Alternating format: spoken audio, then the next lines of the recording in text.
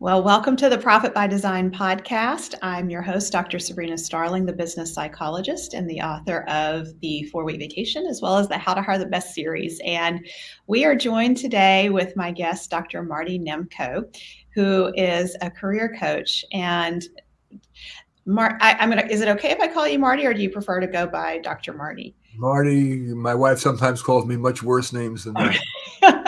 So I think some things that are interesting to know about Marty is, one, he's very prolific. He's been writing articles and content for years with good, life strategy, practical wisdom, I think is the sense that I got. And I connected with you because we cited one of your articles in the 4-Week Vacation, and it was an interview with another professional, and really going through the buffer effects of relationships and how they can help us reduce our stress load.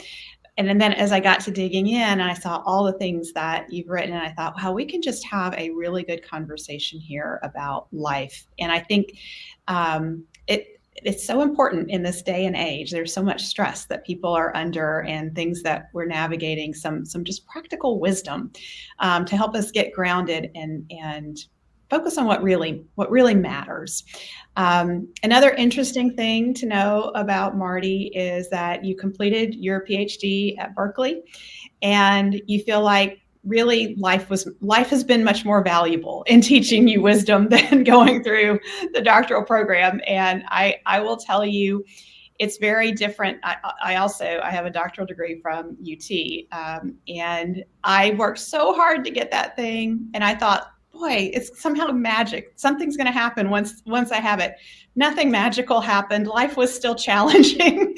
And I agree that really the value that I got out of it is the life experience and just the different things I was exposed to, and getting to live in Austin and having an incredible early 20s because of that. So, Marty, tell me a little bit from where you are in the work that you're doing today. What is your sense of what people are needing most right now? There's no question stress is big, but again, there's no magic answer. Sometimes relationships are buffers, to use your term, from stress, and sometimes they're exacerbators of stress. We all know, unfortunately, 50% of couples divorce who are married, and we know that of those who stay together, some are schlepping along, some are fighting along. So relationships can be a source of strength, and they can also be a huge source of stress. So, it's not sexy, but the reality is that one size does not fit all. What we're going to try to talk about is options, things that can make an individual be more likely to be happier and lower stress. Yeah. So you talk about relationships. They can be a source of stress, or they can buffer stress. What are some tips that you have come across that really can be helpful when we have important relationships that are creating stress? The most important thing is, again, not sexy, but what as I get older, what's more important to me than anything is not being liked, but saying what I've had over 6,000 clients. And one of the things that I've seen is work is that people are not as malleable as we say. We both have PhDs in psychology-related fields, and there is this assumption that we're infinitely malleable, that if only we talked more, communicated better, held hands more, had date nights, then all's going to be good. But the truth is that people are not that malleable. And so the best advice I can give you is, if your rational and emotional sense tells you, you know what, despite whatever reasonable amount of work we're going to put in this relationship, it ain't going to work, cut your losses. And find somebody who's either better fit, or, importantly, recognizing that many people are happier and more contributory alone than with a partner who is, to use the technical term, suboptimal. Yeah. That's my number one piece of advice. That said, yes, as we talked about off the air, you're right that having regular meetings to discuss what's really going on and it is fixable is worth doing. One more little thing I want to say, and then I'll shut up. Some things we know are not going to change. My wife and I are different on some factors, and we have been together, would you believe, for 49 years. And congratulations. Or either it's the triumph of hope over experience. Anyway, but some things we know, one of the keys to our marriage working, it's not made in heaven, but it works here on earth, is that there are some things that are immutable. We're not going to be able to fix certain personality characteristics, strong behavioral desires. So what we do is we accept that crap, but we do the things together that work for us. And that's the other thing. If you're going to be together, you sure have those 10-minute meetings for a while, but then accept. I'm not saying you should be abused. No, that's unacceptable. Accept what cannot be or is very unlikely to be changed, and focus on what works together for the couple. That is great advice, and I couldn't agree more. We have to accept there's certain things about one another that just we are who we are. That's and right. and so I'm really curious to take what you're sharing here and put it in a different realm, and let's bring it into the workplace, because I Great. find there's so much that we can learn from what we learn in our personal lives to how we do relationships in the workplace, and I vice agree. versa. And I'm interested because you, on the career coaching side, you talk to a lot of people who probably have been unhappy in their jobs. They're trying to figure out what to do. They have difficult bosses, whatever. On the small business coaching side, I talk to the business owners who are constantly just feeling like they need to pull their hair out dealing with employee issues. So I Right. think we can have a really interesting discussion around this. One of the things that I see is business owners who will have a great team member. They try and try and try to make it work, but there may be something that's just off in that relationship, and they try and try and try, just kind of like what you were describing in a marriage. What is it that you see on when you're talking with individuals who are employed and there's strife in their workplace relationships? What's going on that side of things? First of all, at the risk of redundancy, there's no question. There was an old book called From Good to Great, in which the author said the most important thing a manager ever does is hire right. Right. Mm. Because again, malleability is less than the self-help gurus or Oprah says that, is possible. So take the time, if you're in a position to hire somebody, even if it's a project or whatever, take your time to find a great person. And that most often means doing what Google does. They rarely hire from an ad. They may be legally required to post an ad, but they let their employees know, who do you think is awesome for a position like this? Use your referral network. Trust that, because unfortunately, as a career counselor who's worked with a zillion people, there's a whole lot of BSing that goes on in the application process. No. Right. So you're gonna trust what a trusted employee says more than what is on the application. Because I'm not going to give away the things that people do, because I don't want to spread those kind of things. But trust me, the best thing you can do is hire. But that said, now you've got a worker, and you said kind of two sides of something. You said he's a really great worker, but there's an issue. Mm-hmm. Of course, it's worth usually, the basic principle I'm about to say is, people are much more interested in preserving their self-esteem than in improving. They're much more interested in improving their self-esteem than improving. So when you want somebody to improve, you better damn well be sure you are trying to protect their self-esteem, and I'll explain how. You can't hit them over the head. You need to be, unless the person is so impervious, so defended that they will not hear anything. But in general, you do have to sugarcoat. You have to couch. So I will give you an example. Let's say, Sabrina, you are working for me. And let's say, let's take a simple example first. We can do harder ones if you want. But let's say you just take long lunch hours, right? I really need you here at, after 45 minutes, and you're typically an hour and 15 minutes or whatever. I'll say, Sabrina, you got a moment? Can we chat? I always feel a little uncomfortable giving, criticism. I love the good stuff you do. You're really good with the customers, and you stay calm under pressure. You're awesome. I got one little concern, and maybe I'm misunderstanding something. I notice, we've talked about, and you agree, and all the other workers, we take 45-minute lunches, and too often you go to an hour, and sometimes even an hour and a half. Am I misunderstanding something about what's going on? I listen my ass off, and then I'm saying, I start with do the stupid sandwiching thing. I start with the positive, and then I'm going to end with the positive. And then in the middle, I'm going to gently raise the issue and say, am I misunderstanding something? Or am I reading you right? Or what's going on? Or how can I help? Or you cannot be we are in to be honest, a modern feminist world in which everything is much more likely to be couched, process oriented. You can't say, you know what, I'm sick and tired of you showing up an hour late. That just doesn't work in the modern world, even in Texas. So I cannot agree with you more on what you've shared, and that how I what really caught my attention, though, is preserving the self-esteem, that we're much more interested in preserving self-esteem than improving. And so when performance feedback is given, that am I giving it in a way that it's going to preserve someone's self-esteem? Because in my experience, when we somehow threaten self-esteem, that's where we see all the puffing up or defensive-ness comes out. And so, at Tap the Potential, we talk about, let's create a safe, supported environment where, we can be real and we can give straightforward feedback. All of that has to happen before you can do that. And I also like that, but let's also hold attention to, are we making sure that as we're giving that straightforward feedback, that we are preserving that person's self-esteem? Let's make it about the behavior rather than about who they are as a person.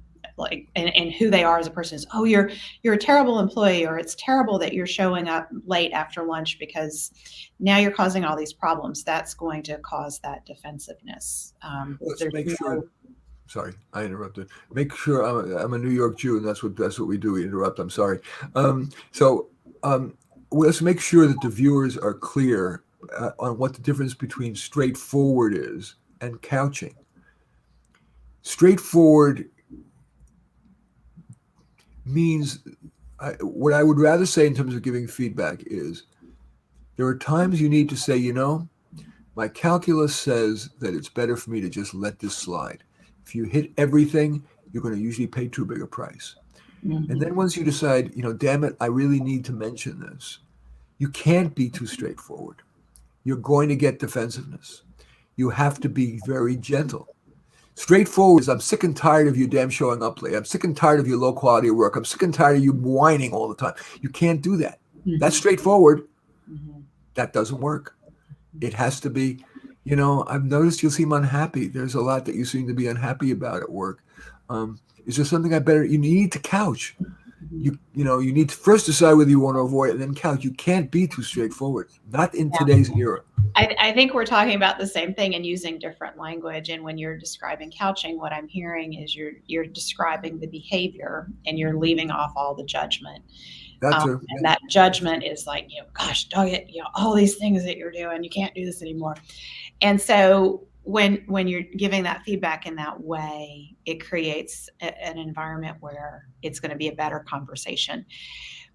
What in your experience, I'm curious on a career coaching side. Hold on, it's my wife. Let me just. My dear, as I told you, I was in an interview between 8 and 8:45, and so I am now in the middle of the interview and live. 9 million people are listening to this. All right, I'm going to let you go. I'll call you after the interview, about another half hour or so. Is that good? She's speechless. 9 million people. Okay, all right. That perked up your ears, 9 million. On the career coaching side of things, with the Great Resignation happening across the country, what are you hearing people talk about? What are some of the common themes? Yeah, there was an interesting study came out of MIT a couple of days ago that said that it was really not money. It is culture and comfort, environment, and treated with respect, and that makes a certain amount of sense. It's been old data that shows that people are retention on a job is much more dependent on being respected, having meaningful work, having fun, which, by the way, is also the MIT study, which shocked me because I'm kind of a serious guy. But people like to have that social activity, they like the parties. I've had some clients say, "Oh no, I hate having to go to the TGIF or the company picnic," but apparently, at least in this MIT study, a lot of people like the picnic, the TGIF, etc. So culture more than money Yeah, is key.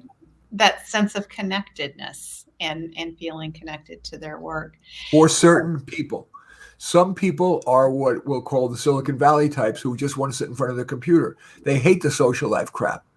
But a lot of people, and yes, it is disproportionately women, are about, use the word connectedness. It's axiomatic in the field of psychology. Women are heavily about connection. Not all, but disproportionately.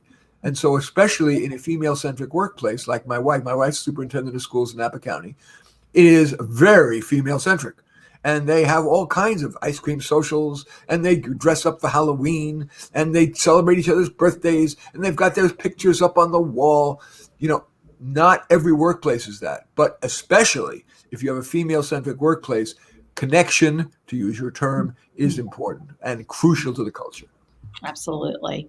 Yeah. And I think what I find really interesting is I coach a lot of male business owners in construction, landscape. So these are predominantly male teams. And we survey the A players on their teams, which is I would say it's a good mix of men and women.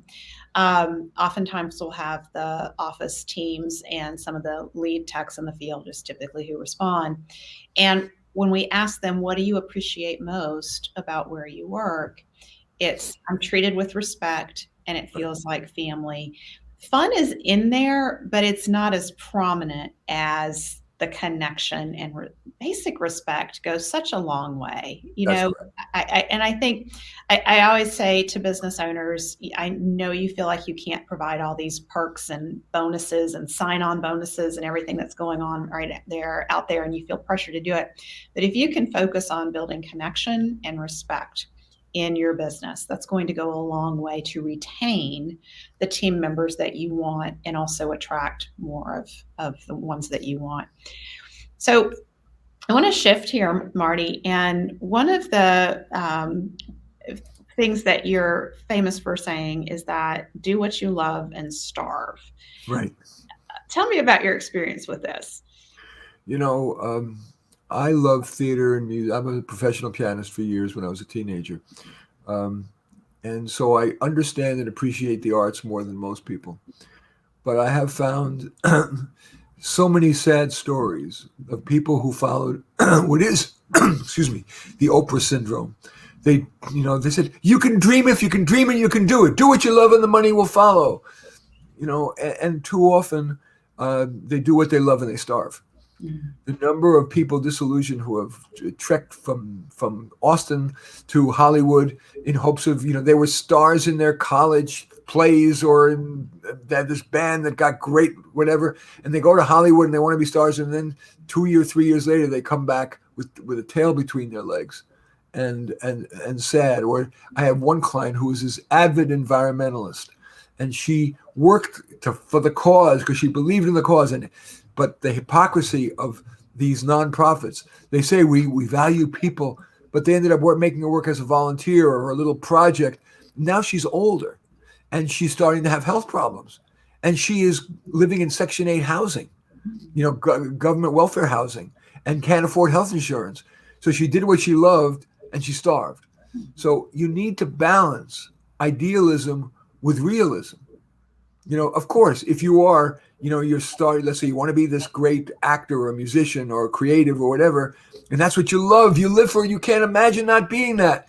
You give it a shot, but you time delimit it, whether it be 6 months or a year, even 2 years. But then you look realistically.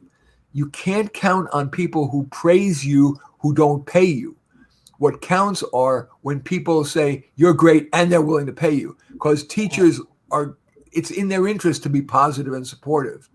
It's much better to your real clear-eyed feedback is going to come from whether people are paying you. And if not, you've got to say, is the risk-reward ratio better for me to go continue on my creative outlet path, or like so many people using their music or their art or their juggling or their magic or whatever their hobby is and doing it as a serious sideline where you can more likely enjoy the fruits of your performing.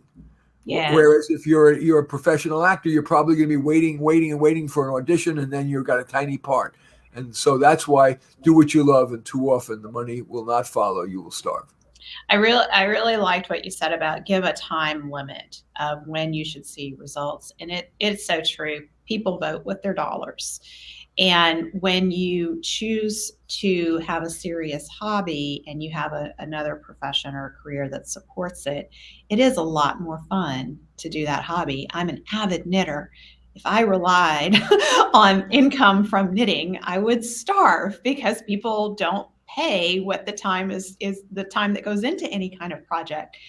And so in terms of the work supports life conversation, I think it's really interesting because we have a lot of business owners who get they work all the time in the business trying to just keep things together, and then we take them through our program at Tap the Potential and they get to a place where they have more free time because the business has gotten better at running on its own. And then they're in that place of, I wonder what's next. Well, the nice part about I wonder what's next is typically they're not reliant on the income from whatever they choose next. Their business is providing the income. So then they have that freedom to go off and do, and a lot of times it's reconnecting with whatever they were passionate about, in their teens and 20s that they totally lost touch with, and having that opportunity later in life to really enjoy those endeavors. As I get older, I'm well aware that most people treasure work-life balance, whether it be with family or creative outlet or sports or video games or whatever the hell it is, or knitting, which is very meditative. I think it's a lovely hobby, no question. But I also know that some of the most satisfied people defy the standard rule. Nobody wishes they spent more time on their deathbed. Nobody wishes they spent more time at the office. That's not true.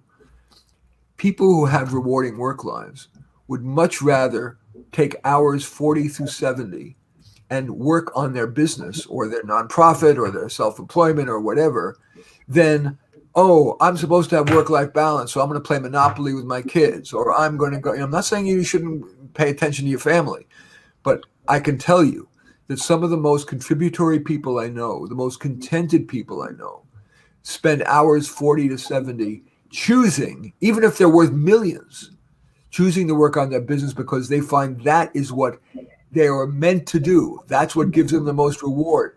And it feels like frittering away time to be pulling weeds in the garden, to be hanging out with kids over, make leisurely long dinners.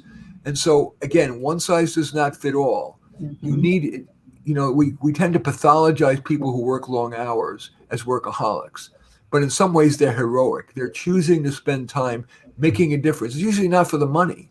It's to make more of a contribution using their best skills. And that is what I would encourage more people to not feel like you're a workaholic, but you are heroic. The thing you said when you introduced me, you said it off the air and you said it on, how impressed with you were at how prolific I am.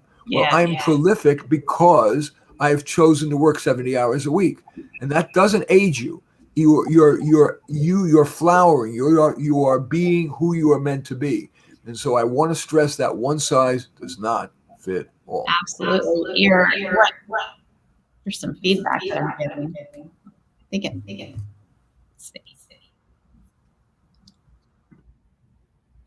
I think it's coming on your end. So I just muted you for a minute while I say what I'm going to say, and then I'll take you off mute, Marty. There should be. See. Let's try it again. Now it's not echoing. Okay. Okay. All right. Yeah. What strikes me is that you're doing something you love, that you feel passionate about, and it's your contribution, it's your gift. And what it makes me think about is we have some of our clients who've taken a 4-week vacation and they say, and I've even done this myself on my 4-week vacation, I'm not on vacation, I'm writing a book, or I'm doing this other thing that I really want to throw myself into that contributes to the business or contributes in some way. And In all my journey of trying to sort out my own work-life balance, one of the things that I've come to is the simple question of, does this give me energy? Does it fill me up and give me something to give back, or is it draining my energy? For what it's worth, and I think I am unusual. I'm not going to say that other people should be like this. I don't work 70 hours a week because I'm doing what I love. That's incorrect. Hmm. I am doing it because I feel that that the cosmic meaning of life is to make the biggest difference we can, even if it's not fun. Mother Teresa could not have been having fun when she was in the streets of Calcutta, the stinking sewage, being her ankles bitten by scorpions. But she did it because she felt it was the right thing to do. It was the most contributory way she could live. I would much rather play with my doggie, play the piano, hang out with my wife, go hiking, go in Trader Joe's, than writing or seeing another client. And yet I almost always opt to see another client, write another article, etc., because I believe the meaning of life defines in what percentage, the more of our heartbeats that we can spend in contribution using our best skills, the better. Why am I talking with you at 8 o'clock in the morning here? It's not for money. It's not. I would much rather have fun eating a cinnamon roll and coffee. But I feel it's contributory. As you can tell, I'm giving you my best. Not because it's so fun. I'm giving you my best because I think it's the best way I can use these heartbeats. So I think this, do it because it's fun is often a mistake. I love that. That is about the contribution. Yep. And show up and make a contribution. We have an immutable law at Tap the Potential of be a gift from our gifts. And that very much aligns with what you're sharing, that we all have certain gifts that we're blessed with to bring forward in the world. And you're clearly intent on making a contribution from your gifts, Marty. Yep. I love that. One other interesting conversation piece is you talk about the cart, and I'm really curious about that and what that means to you. That's funny. You know what I feel like doing? Forgive me. I've had a show on NPR for 30 years, so I feel like I can sometimes take control. I like surprising people. I'm happy to talk about the cart. It's okay. It's interesting. But I'm going to do something very weird just because our goal, again, is to make the biggest difference we can. And I want to demonstrate that. Okay. You would say, what in the world does playing the piano have to do with making a difference, contribution? I was just saying that, no, you can't make a living doing that. But I play the piano. I was gifted. I have many things I'm bad at. I can't fix anything. I just call the guy because I can't fix anything. But I am born as a pianist. I really was able, even though I grew up in a tenement in the Bronx, I was able to play by ear. I was watching kids in the back, and there was a vacant lot, and the kids were banging, and I was able to immediately, by ear, pick up chopsticks. And I was playing professionally when I was 12. And now I've developed a hand condition. I'm going to show you. I can't play with this finger. I can't play with this finger. And I can't play 3 fingers. So I'm going to play the piano for you for a few reasons. One, to talk about resilience. And I could easily have folded. I've been a basketball player my whole life. I played the piano my whole life. I could have said, damn it, look, it doesn't hurt at all, but I've got this rare condition that makes my 3 fingers basically unusable. I want to play something for you for inspiration purposes. And also I integrate this into my piano, into my career counseling, into everything when we want to get out of our intellectual headspace and into something that's more feeling centric. And so I want to play something. And the final reason I'm going to play something I wrote, because what it does is it mirrors the process that most people who come for help, whether it's to your website, to your training program, to my counseling, whether to reading or listening to podcasts, they start out sad. They start out unhappy. And then they slowly make progress. Then they get a big win, and then they're back to being peaceful. I'm going to play something that demonstrates that. Is that all right? Absolutely. Thank you. You're welcome. Hold on. Let me just turn the microphone and the webcam so you don't think I'm just going to be hitting some recording button here. Let me see. I got to do it the other way. Can you see the keyboard? Yeah, I guess you can. Yes. Okay. Okay. 2 minutes. We'll start in a second, but the thing takes roughly 2 minutes. I can't read music, by the way. This is all by ear, all in my head.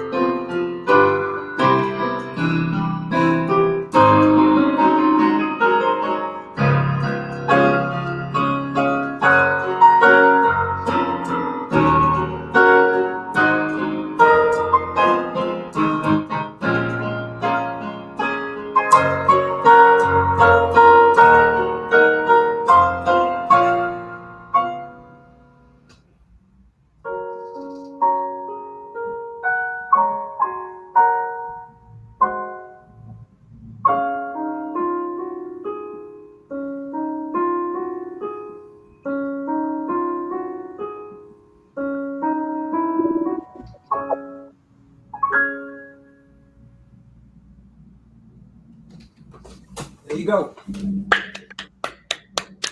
That's beautiful. Thank you. All right. Now the cart. You want to hear? But still want to hear about the cart, or you had it, or no? I just want to comment.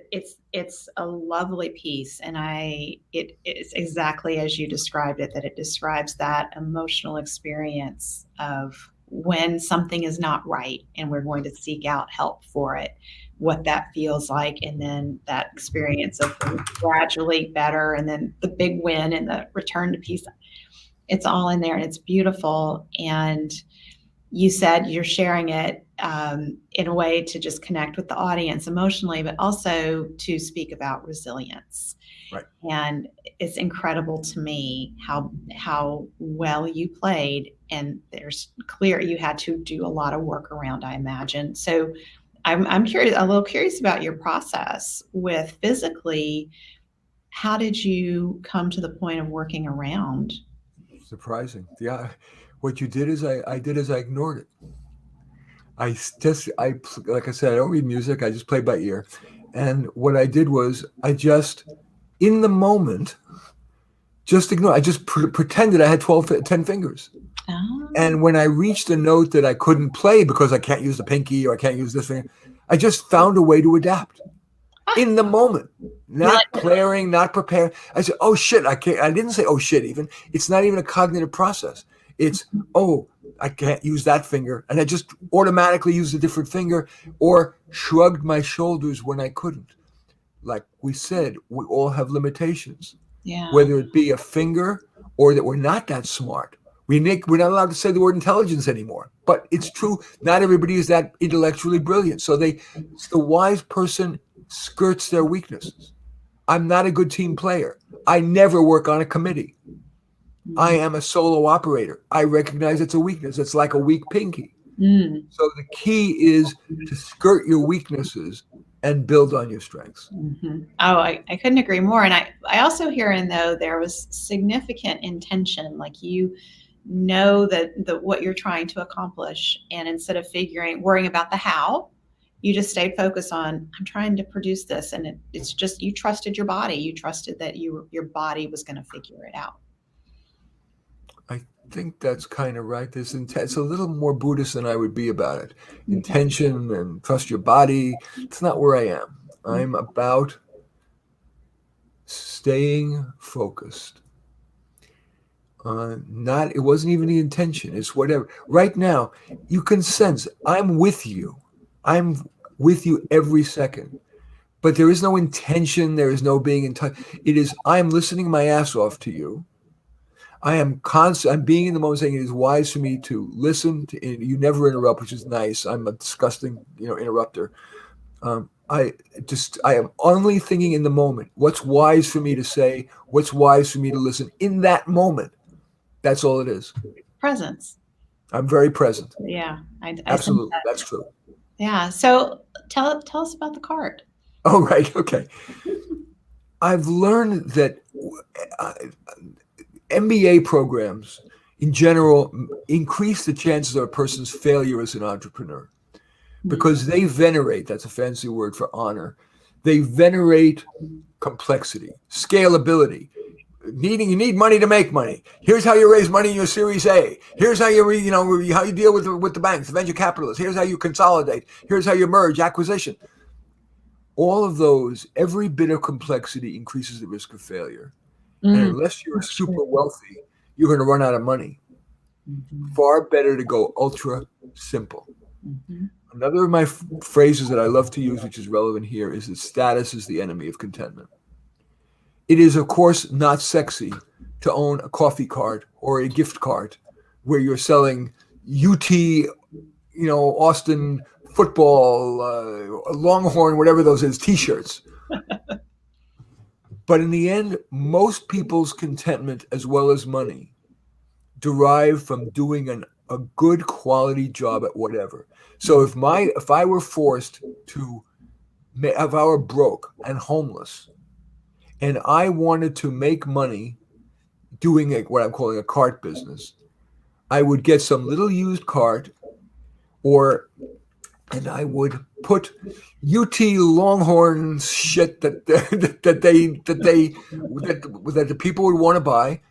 I buy it right from the best source. I take my time to find the best, most inexpensive source for quality that provides reasonable quality and value. I take the time to find the best damn location near the whatever Longhorn Stadium or whatever the hell it's called. And before game day, I am at whatever is legal, as close as I can come to the stands without violating their laws. I am going to make my money and serve people. I'd be making jokes with them. I would sell that crap. And what's beautiful about that business is it is simple. There's no rent. You have very little overhead. It is completely ethical. There's minimal regulation, unlike if it's a food business. Forget that. And I don't know about in Texas, but certainly in California, regulations will kill you. You can't. It's very, very hard to succeed in a business that's like food or whatever, or wine or marijuana, which is big here, alas, in California. But a little cart business, whether it be with umbrellas in the bad weather or Valentine's Day, not cliched gifts, but things that are more heartful, that are more meaningful. Selling those and being very careful about choosing the products, listening to your customer, all that can be a much simpler way. And then once you've got one cart working well, clone it. Have another. Have your friend who you trust is not going to rob you run the second cart. And now you keep cloning until you have, say, a half a dozen. And now you're making enough money that you have time for your 4-week vacation. Yes. Complexity is the enemy of profit. It's the enemy of quality of life. It's just the enemy. And so I love just how simple you made that analogy. And many of our listeners have come from bootstrapping. So I think they really appreciate how you describe that. And it's a great reminder of, if we're in the middle of something and it feels very complex in our business, I think we really need to ask that question of, how can we just make this simple? Let's get back to simple and pay attention to what the customers need most, and how do we provide the greatest value? So thank you for just kind of bringing that right back down to earth, Marty. I appreciate that. One other simplification before we, which is, I have had a very busy practice my whole life. And at some point I said, this is crazy. I need to outsource. And so what I did is I found 4 other career counselors. They had high, great reviews and whatever. And I simply brought them on. And after a year, I let them all go, because it added ridiculous complexity.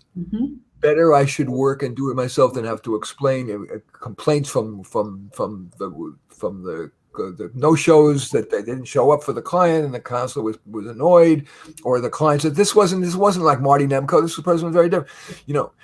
I just said, you know what, keep it simple.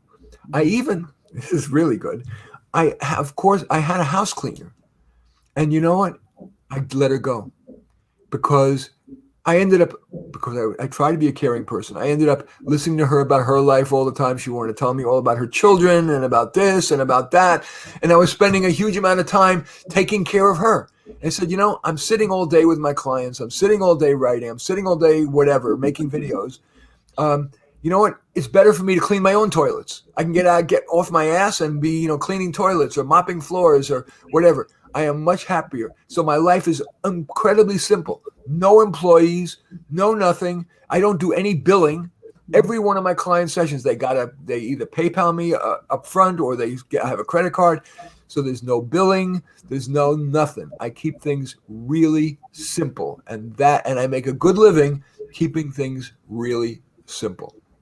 I love that. You just, this wonderful life wisdom about where can we keep things simple. And I chuckled when you commented about your housekeeper, and I thought, I wonder how many psychologists have this problem with their housekeeper. I had a housekeeper years ago where it was the same issue, and it was to the point where I just dreaded her coming over. Exactly. It was gonna have exactly. So yeah. As we wrap up, Marty, I want to give you the opportunity to let people know where they can follow your work and how they can get in touch with you. The easiest thing is just Google me, and you'll see a ton. I've written now 2,240 articles in the last 7 years for Psychology Today. I've written for Time, at the U.S. News, the Atlantic. Just Google me, and you'll see all kinds of stuff that I've written. And it's all free. There's no paywalls. There's nothing. You just enjoy and benefit, hopefully. I also have over 700 YouTube videos. So if you Google me and you look on the YouTube channel, on the video channel, you'll see more than you can stomach. And I write about everything that's practical. Today's Psychology Today article is about humor, how to be funnier, and how to be more appreciative of other people's humor. So it's everything that's practical in life. But if you want to see me, my practice is quite full. But what I ask people to do is email me a description of the situation. I may well just give you some free advice. It's fine. Or I may say, you know what, I think it's well for us to work together. I'll offer you appointment time. So my email address is mnemko, that's M as in Mary, N as in Nancy, E-M as in Mary, K-O @comcast.net. Wonderful. Thank you for being with us, Marty. I appreciate you. My pleasure. Send me the link and I'll send it to my social media and the like. Okay. All right. You take it. It was fun.